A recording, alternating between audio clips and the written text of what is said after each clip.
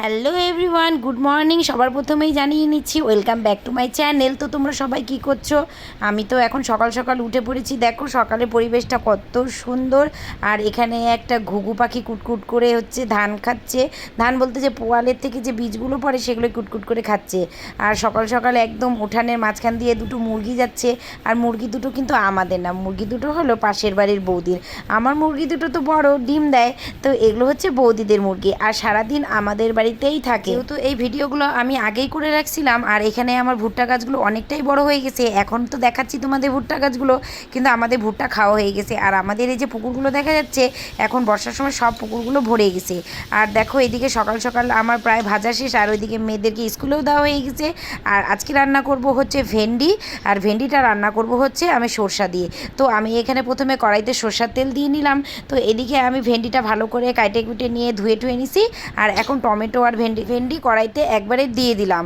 তো আমি সেরকম করে বিশেষ কোনো ফোড়ন দিলাম না, কারণ মেয়েরা যেহেতু খাবে, শুধু কয়টা শুকনো লঙ্কা দিলাম আর তার সাথে কয়টা কালো জিরা দিলাম। আর এদিকে দেখো সর্ষাটা আমি শিলপাটায় ধুয়ে নিলাম সুন্দর করে। আর সর্ষাটা আমি এখন বাইটে নিব। আর সর্ষাটা যদি একটু শিলপাটায় বাটো তাহলে না সুন্দর করে মিহি হয় আর খুব ভালো লাগে। আর মিক্সিতে যদি করা হয় তাহলে অতটা মিক্সি হয় না, কারণ অল্প সর্ষা না মিক্সিতে হয় না। ওখানে অনেক কিছু মশলা দিলে পরে তারপরে সেটা ভালো হয়। তো আমি ভাবলাম যেহেতু অল্প একটুই রান্না করব, তার জন্য হচ্ছে আমি শিলপাটায় বাটা করে নিই। আর আমার শিলপাটা যে পুঁতাটা আছে, ওই পুঁতাটা না আমার ভেঙে গেছে, তার জন্য মশলাটা আমার করতে খুব কষ্ট হয়। তো যাই হোক, তো আমি এখানে হচ্ছে সর্ষাটা সুন্দর করে বাইটে নিলাম। আর আমাদের একটাই অভ্যাস কি বলো তো, যতই আমরা শিলপাটায় মশলা বাটি না কেন, মশলা বাটার পরে শিলপাটাটা ধুয়ে যে মানে মশলাটা থাকে জলটা, সেটা কিন্তু আমরা নিবই। আর ওটা বেশি মনে হয় কি ওটা দিলে নাকি বেশি স্বাদ হয়।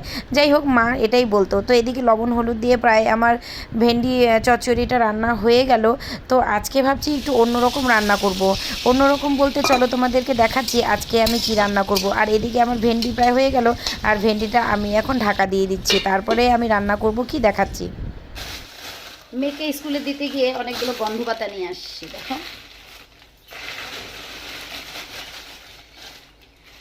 তো কে কে খাও এই গন্ধ পাতার বড়া? গন্ধ পাতার বড়া কিন্তু খেতে খুব ভালো, আর বিশেষ করে এই গরমের মধ্যে গন্ধ পাতার বড়াটা খাওয়া খুব উপকারী, বিশেষ করে পেটের জন্য। তো আজকে ভাবলাম যেহেতু বাড়িতে নিরামিষ, কয়দিন চলবে নিরামিষ হয়, তো ভাবলাম যে আজকে এই গন্ধ পাতার বড়া করি।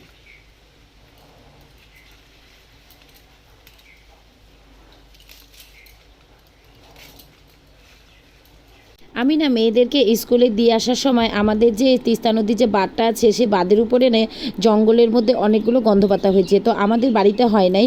আমি অনেকবার ভাবছিলাম বাড়িতে লাগানোর চেষ্টা করব।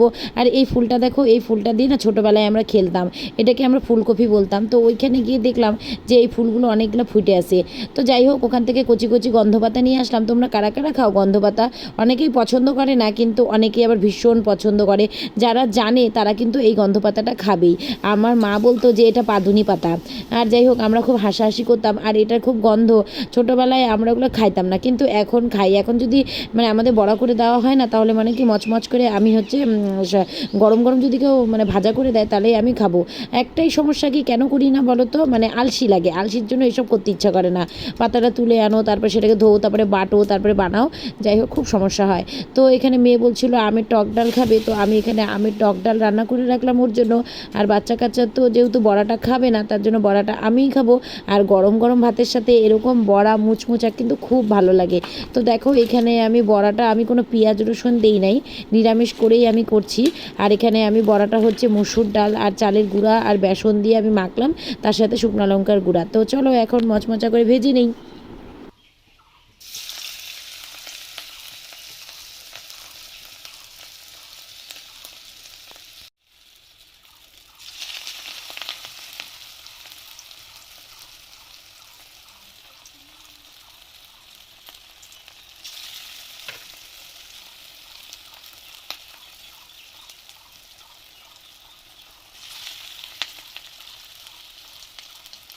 একা হাতে ক্যামেরা ধরে ব্লগ করা কিন্তু চারটিখানি কথা না।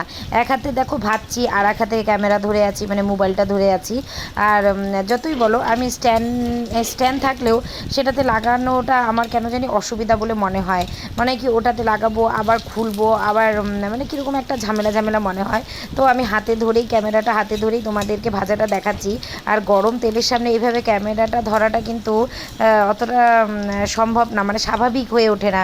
মানে কি এই মানে তেল ছিটে আসছে। তো আমি স্টিমটা কমাই দিয়ে দিয়ে আমি ভাজছি। আর দেখো বড়াটা দেখে কি তোমাদের লোভ লাগছে না? তোমাদের কি খেতে ইচ্ছে করছে না? তোমরা কিন্তু অবশ্যই কমেন্ট করে জানাবে। আর দেখো কি সুন্দর আমার এখানে বড়া হয়ে গেল। দেখো কি ভালো লাগছে বড়া, মনে হচ্ছে তো এক্ষুনি আমি খেয়ে নেই। তো যাই হোক আজকে তো এই বড়া দিয়েই আমার ভাত খাওয়া হয়ে যাবে। আর তার সাথে তো অনেক কিছু ভাজা টাজা আছেই, সেগুলো তো তোমাদেরকে দেখাচ্ছি। চলো এই দেখো বড়া, আর তার সাথে দেখো এখানে পটল ভাজা, করলা ভাজা, ওখানে আলু ভাজা, আর এখানে ভেন্ডি চচ্চড়ি, আর গরম গরম ভাত।